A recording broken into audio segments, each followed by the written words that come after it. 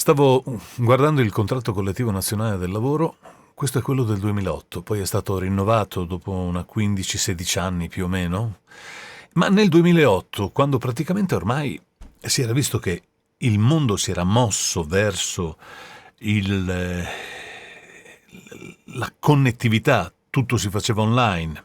12 anni dopo c'è stato quello che c'è stato, nessuno poteva più uscire di casa e tutto si è fatto online. Ma già all'epoca ci stavano stendendo le basi perché questa cosa funzionasse, non che fosse cioè che ci avessero anche pensato, però le cose si stavano mettendo insieme, no?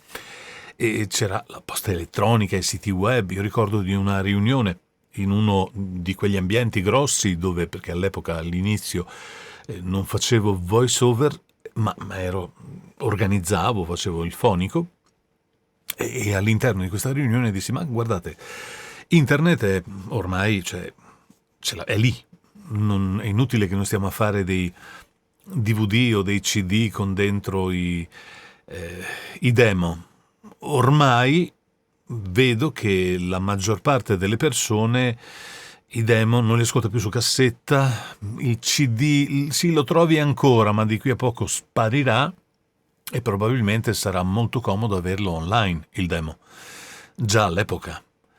E no, internet non lo userà mai nessuno. Ed eravamo in un ambiente che dovrebbe invece essere in grado di riconoscere e capire i cambiamenti. Però in questo ambiente vivono delle persone che sono vecchie, ma vecchie mentalmente. Cioè non vedono il mondo dove vive il resto delle persone, il resto della gente. Gente che vive in un ambiente chiuso, molto chiuso, dove viene chiamato normalmente a fare i suoi turni, eccetera, ormai per abitudine. Fuori c'è la guerra, esplode tutto, ma quel sentierino che porta queste persone, che poi prenderanno le decisioni, e li porta nel loro posto di lavoro, e poi ritornano indietro, e la botteguccia dove andava a fare la spesa, rimangono lì. Sono sempre lì. Il resto del mondo è esploso, è cambiato completamente, invasione aliena, qualsiasi cosa. Però loro non riescono a vederla. E quindi no, non cambia mica niente. No, le cose si faranno sempre in un unico modo, non ci sarà mai. E quindi all'epoca il grande cambiamento che riuscimmo ad ottenere fu una chiavetta USB. Di quelle che se non mi ricordo male, che si autoinstallavano. Cioè, nel senso che tu potevi vedere tutto il catalogo in HTML dentro alla chiavetta USB, o se no c'erano addirittura, sì, credo ci fosse una HTML. In pratica potevi avere un catalogo, andate a sentire le voci che facevano parte di quell'associazione. Nel giro di poco tempo, noi, perché a quel punto io sono venuto via, perché ragazzi, cioè, dove vivete, e noi abbiamo cominciato a lavorare con tutto il mondo. Non solo con l'Italia, e un buon 50-60% del lavoro cominciava ad arrivare dall'estero. All'estero quello che gli interessava era di ricevere i file, quindi dovevamo incaricarci di tutta una serie di questioni tecniche di cui non ci aveva parlato praticamente nessuno, e sono nate nel corso del tempo tutti questi sistemi che hanno cambiato il modo di connettersi, cioè l'ISDN è andato via via scomparendo, lasciando spazio ad altri software. Non ultimo nel 2012, praticamente, se mi ricordo bene, io ricordo di aver scritto a quello di IPDTL e dicendogli: guarda che noi speaker abbiamo bisogno di software come quello che tu hai fatto per le radio, però il tuo software è troppo indirizzato solo a una radio, alla BBC, non è che potresti... E lui mi rispose dicendomi: sì, bella idea, lo farò. E infatti ha fatto i PDTL anche per gli speaker. Poi l'ha fatto in un modo molto inglese, cioè non ci si capisce un cazzo. Ma da lì dopo sono nati tanti altri server che usavano praticamente la stessa identica tecnologia, che era una tecnologia, guarda un po', creata da Google, Microsoft e altri di quel livello, che erano i codec che andavano a sostituire gli MP3 che si usavano già ai tempi dell'ISDN, ed erano codec altamente adatti appunto alla connessione attraverso i motori, attraverso i sistemi di navigazione come Chrome, i browser. Tutta questa roba, questa gente che faceva i prezzi, definiva le regole non le sapeva. Cioè non aveva la più pallida idea che c'era tutta questa roba in giro.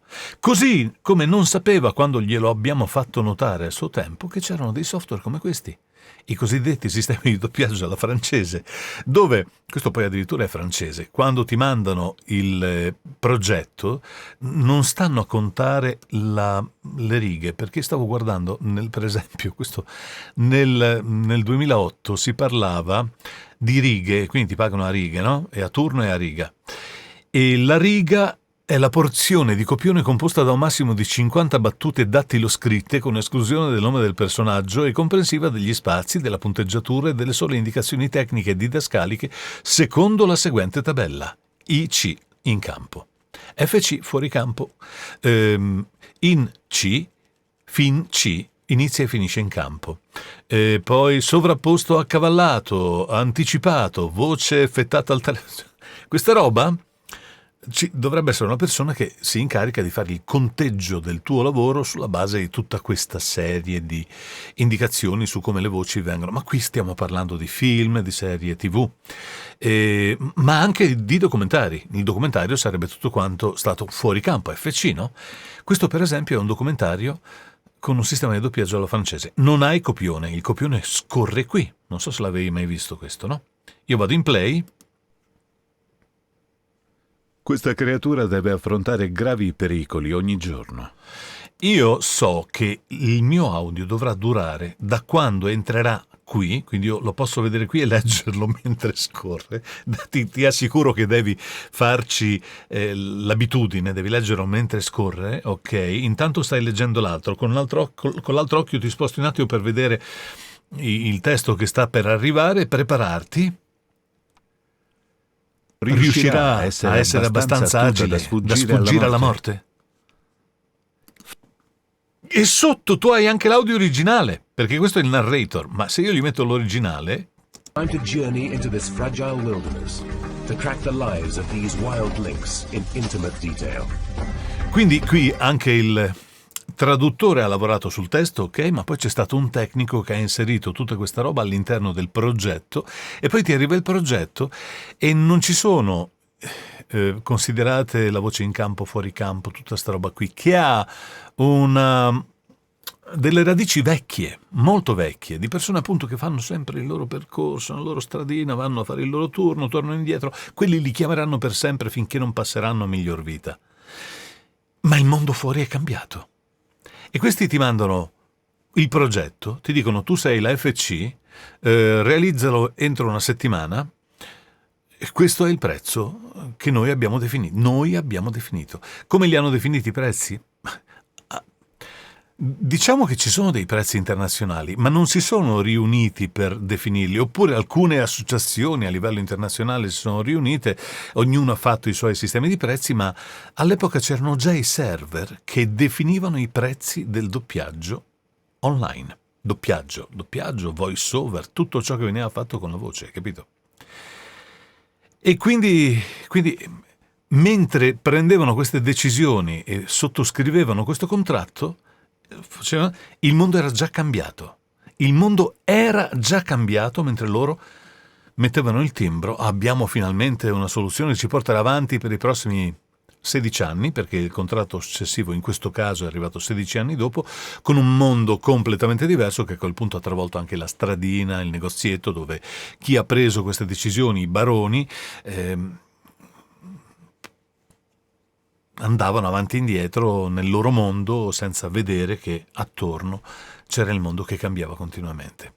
Chi prende le decisioni, stabilisce i prezzi, è gente che non vive nel mondo per cui prende le decisioni. Io ho questa impressione, ma magari sbaglio.